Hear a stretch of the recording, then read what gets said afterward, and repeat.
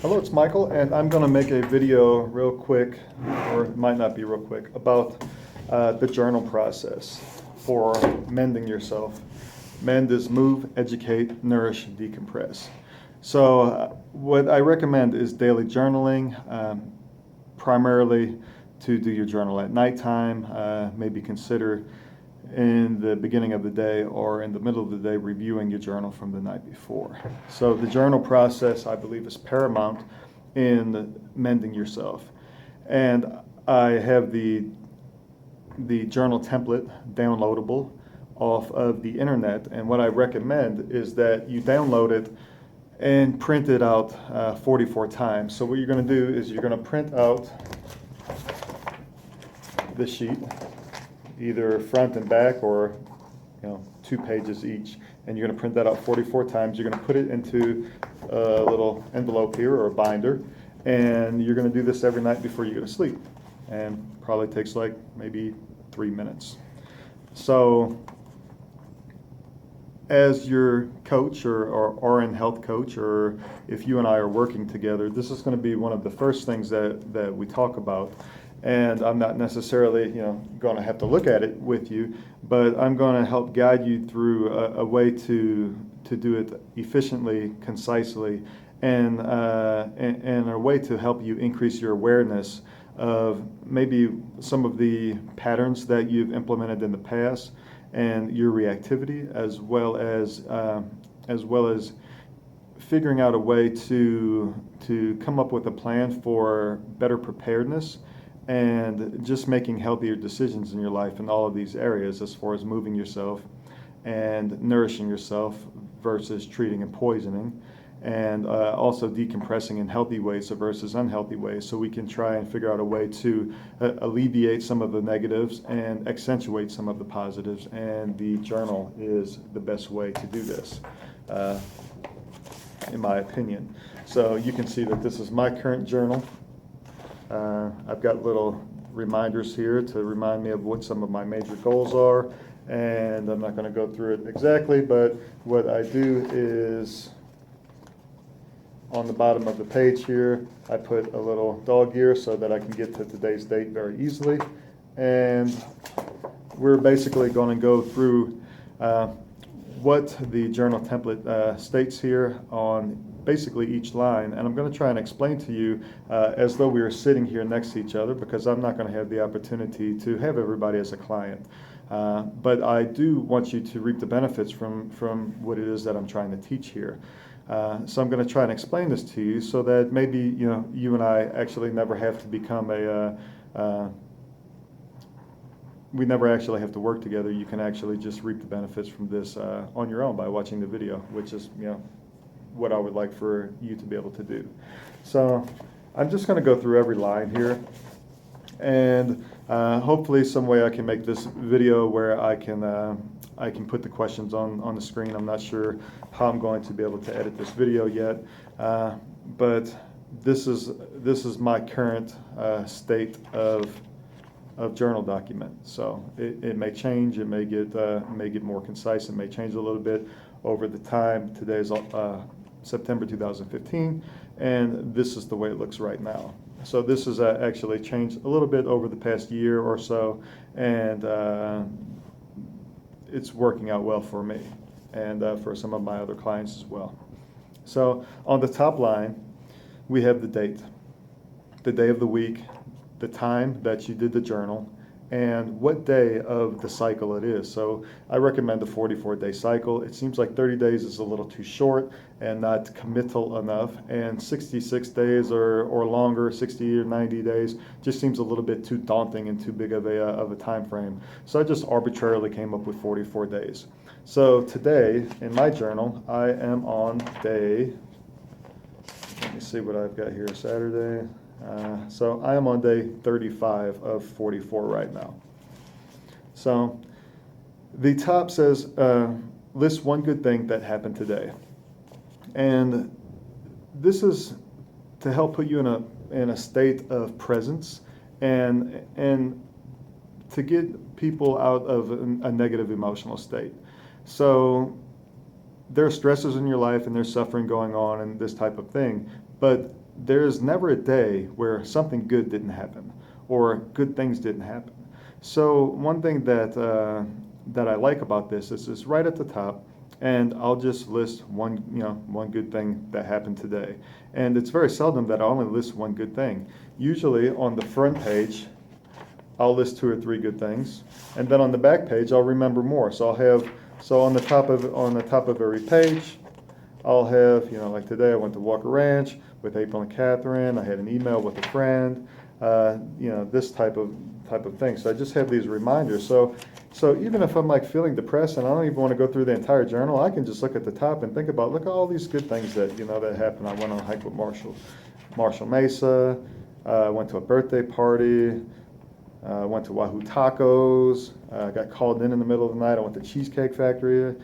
I signed up for a pool tournament. So it's like pretty cool to just be able to like flip through here and look at all of the good things that have happened just like in the last 33 days. So I highly recommend that you take advantage of listing the good things. So then mending yourself is move, educate, nourish, decompress. So we basically just go down through each category. So for move, the first line is, today only as a whole did I get stronger or did I get weaker? There is no neutral. So what I mean by that is that did you have intention today to make your body stronger in some way? Did you move? Did you go on a hike? Did you walk around the block with your dog for an hour? Did you carry a backpack and have a few soup cans in there just to try and make it a little harder than it was yesterday? Did you create strength in your body and in your intention on moving your body? This is very important for other reasons that I've stated in other videos, but and if not, if all you did was sit and stay in bed and watch TV and be in the car and this type of thing, and you didn't have a intention on moving your body and getting stronger, then you probably got weaker in some way. You're probably heading towards the negative on the moving curve if you didn't have intention to move in a positive way. So the next line is, am I sitting, standing, or moving with intention? So what I mean by that is basically what I just said. So for instance, for me at work, if I'm here for 10 hours, I try and stand as much as I can. I try and walk around. I try and do calf raises. I try to stay on my feet as long as I can, because I think it's healthier than sitting. Even right now, I'm sitting to make this video, but normally I wouldn't be sitting. It just seems like if you and I were speaking to each other, we'd probably both be sitting at a table, and this is the reason I'm making the video sitting. But other than that, you can see in almost every one of my other videos, I am moving, hiking, standing at a dry erase board, this type of thing. So I think you should have an awareness of how much you're sitting or how much you're standing every day. Was I aware of my posture? I have a tendency to lean a little bit too much forward. So I think that a lot of pain, somatic pain through people's bodies, is because they sit too much. So which means that their abdominals are weak and their head's too far forward, causing compression in their spine and causing lower back pain, which actually goes all the way down their hands, which causes carpal tunnel and all of this stuff because they have bad ergonomics. So I think that especially while you're standing, while you're hiking, anytime it comes into your brain that, like a posture check, that you should try and work on that. So the next line, did I smell fresh air today, or did I smell gym air today? Now, so fresh air would be, of course, walking around your neighborhood, walking on a jogging track, walking outside. So you want to try and smell fresh air if you can. Be out in nature. Earth is beautiful. Enjoy it. Don't just be in your car. Don't just be in your house. Don't just be at work. Don't just be at the shopping mall. Go out and experience being outside. And then I smelled gym air today, and gym air includes working out at home. So you can have just a basic gym setup and at your house, or you could be a member of some place. But basically, I call it smelling gym air. And sometimes when you first start this process of working out and making a commitment to be a stronger person today than you were yesterday, and to move in a position of being stronger versus weaker, then what you should do is, even if you're only going to be there for 2 minutes or for 5 minutes or for 10 minutes, do something and be committed to doing something. And what I call smelling gym air basically might just be working out at home with some cheap weights from Walmart, or doing some push-ups, or going into the gym even if I'm only going to be there for 10 minutes. I want to smell gym air. I want to make sure that I can at least make a check mark that, hey, I did something physical today with intention. Did I increase my heart rate and make my body work is the next one. And if you did the 2 previous things, then you can probably answer yes to that. And what can I do tomorrow to move in a healthy way? So part of the journaling is that you have an awareness of what you did or what you didn't do, and then you try and figure out, well, why you did or did not do these things, and how can I do better tomorrow? How can I put myself in a position tomorrow? So to answer this question, one example would be, how can I ensure that I move in a healthy way? Is maybe I'm going to go to sleep a half hour early tonight, or get to sleep on time tonight, and I'm going to set my alarm for 45 minutes early. And before I go to bed, I'm going to set up my gym clothes with my tennis shoes and my socks and my Walkman that's going to be fully charged on the edge of the bed, or at the foot of the door exiting the bedroom. And just to make it super simple for me to wake up in the morning and to go on a hike or a walk around my neighborhood. I'm going to have everything prepared right there, so all I have to do is wake up, open my eyes, reach over, put on my stuff, and then get out the door.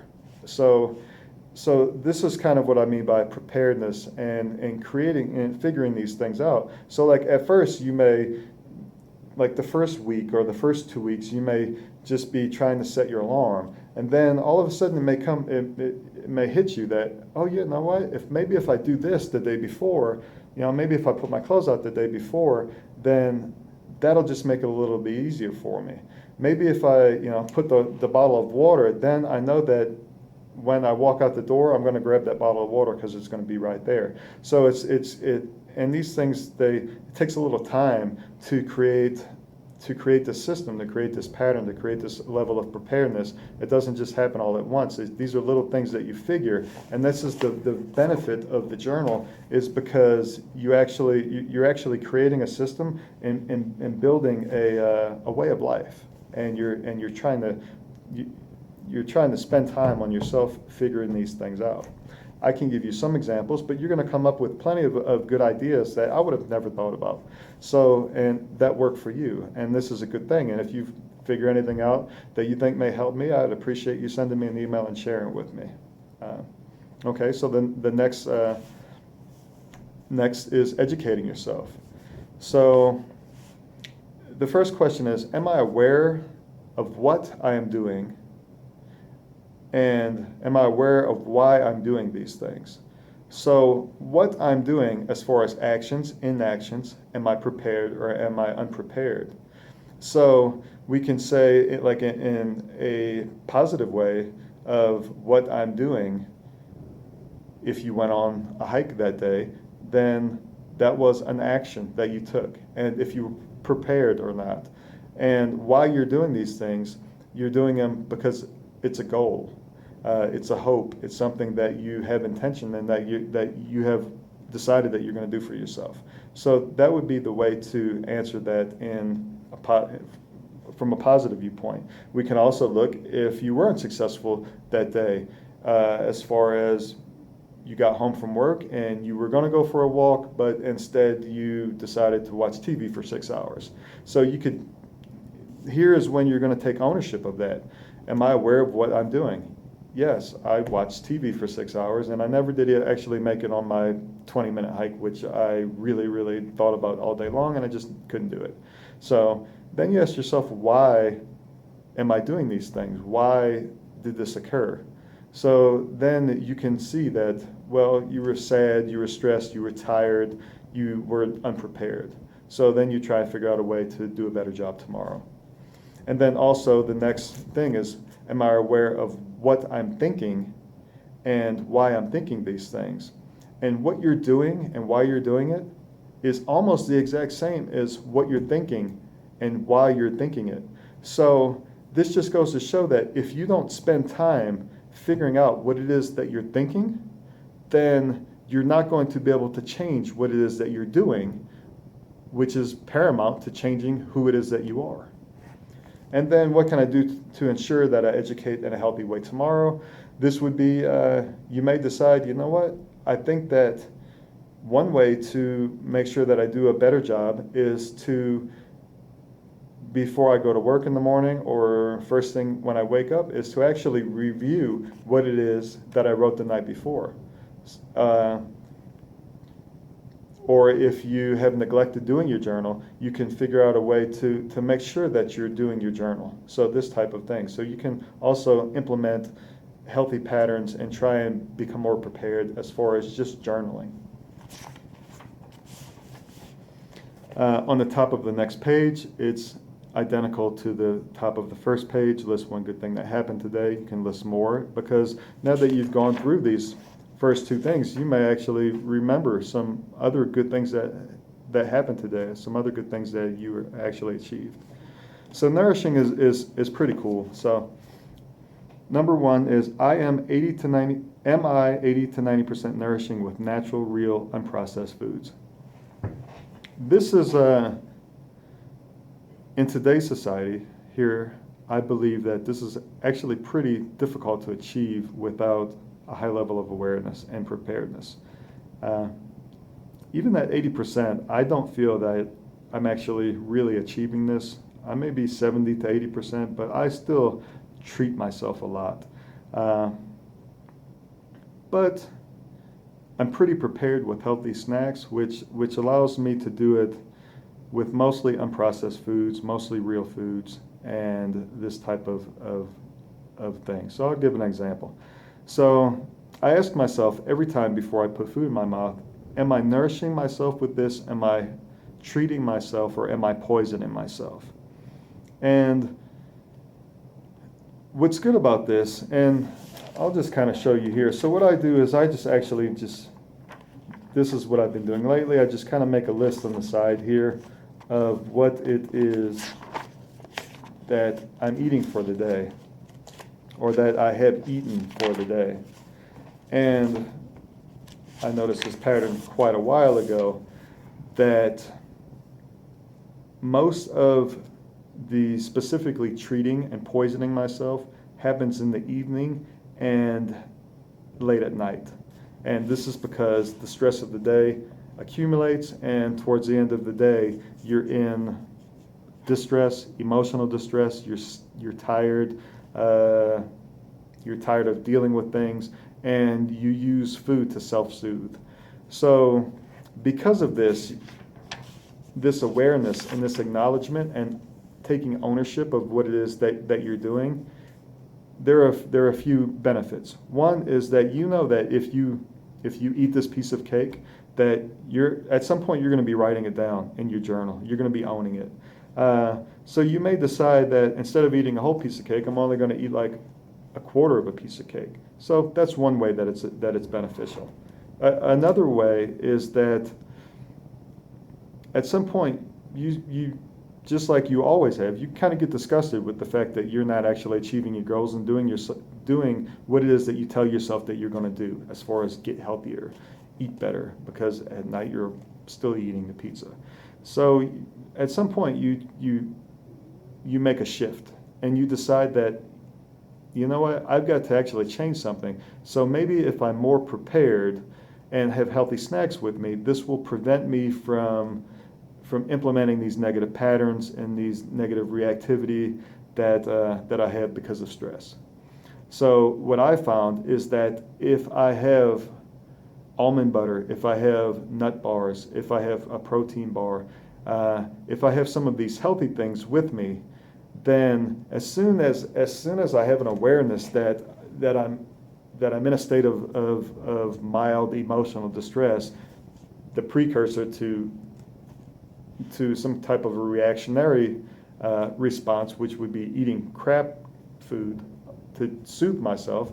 What I do is, as soon as I have an awareness that I'm in a bit of distress and I may be going to food for this, then I automatically eat one of my healthy snacks. And what this does is it gives me a sense of fullness because I'm eating the right type of food that actually makes me feel full, and it's healthy, and it's unprocessed, natural, good food for the most part. So what you're doing is you're having an awareness that this is occurring, you're prepared, and you're implementing a healthy reaction instead of an unhealthy reaction. And if later on in the night, say for instance, an hour later or 2 hours later, all of a sudden pizza presents itself or cake presents itself, then you've already an hour before had a bottle of water or 2 bottles of water and a packet of almond butter. So instead of eating 4 pieces of pizza, you may only eat 1. So that's not the best case scenario, but that's an example of how at least this kind of gives you a very high level of awareness and ownership to whatever your behavior is and your reactions. And then, did I at any time eat due to blast, bored, lonely, angry, sad, stressed, or tired? So this is basically an example of what I was just talking about. Water, water, water. Are you drinking water? Don't drink soft drinks. Don't drink diet soft drinks. You need to have mostly water as your liquid intake for the day, and you have to drink adequate amounts.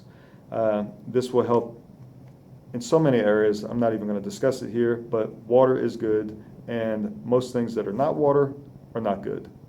Am I avoiding soft drinks, sugar supplements, high fructose corn syrup, excessive caffeine, and alcohol?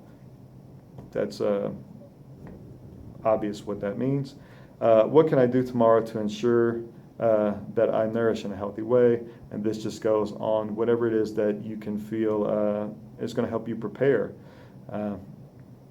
If you work long hours and you eat salads, then I have a video describing my salad prep for the week.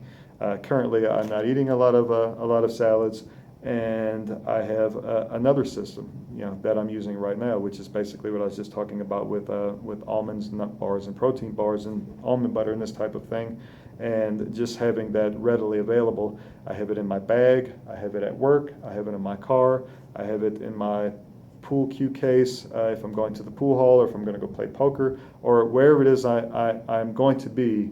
I am prepared to implement a healthy behavior prior to implementing an unhealthy behavior, given that I know that I'm going to have an awareness prior to putting the food in my mouth, because this is something that I do every time I put food in my mouth.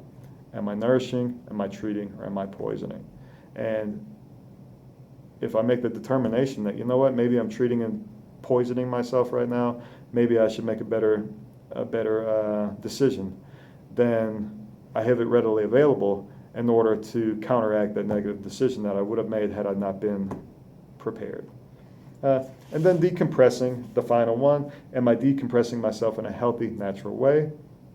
This would be walking, exercising, spending time with friends, making sure you get adequate sleep, all of the positive things that you can do to decompress your body from the stress of everyday life.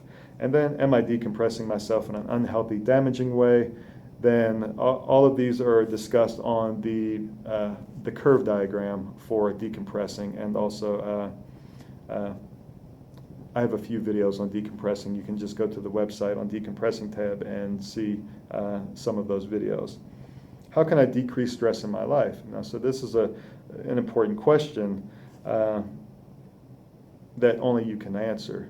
It may be that you need to, one way to decompress or to decrease stress in your life is to decrease the stress that you're implementing in your life, which would be overeating, which would be putting yourself in a state of distress or disease or unease. So by you just making better decisions, you're decreasing the stress in your life. Even those are the things that you may have control over. choosing better friends. If you have friends or social networks that are causing you to decompress or to poison yourself with drugs, alcohol, this type of thing, then maybe you need to make a decision to change some of those areas of your life. And how can you simplify your life in the ways that are simplifiable? You have control over some things, and some things you don't have control over. So how is it that you can simplify your life? And then what can I do tomorrow to ensure that I decompress in a healthy way? Same as the other things, just having an awareness and a level of preparedness. So hopefully this journal video gives a little bit of an example of what I'm talking about with this and why I feel that it's so important. I know that in almost all of my other videos, I talk about why the journal is so important, so I thought that it was necessary for me to make this video and to describe this a little better for you. So, okay, thank you very much, and mend yourself. Thanks.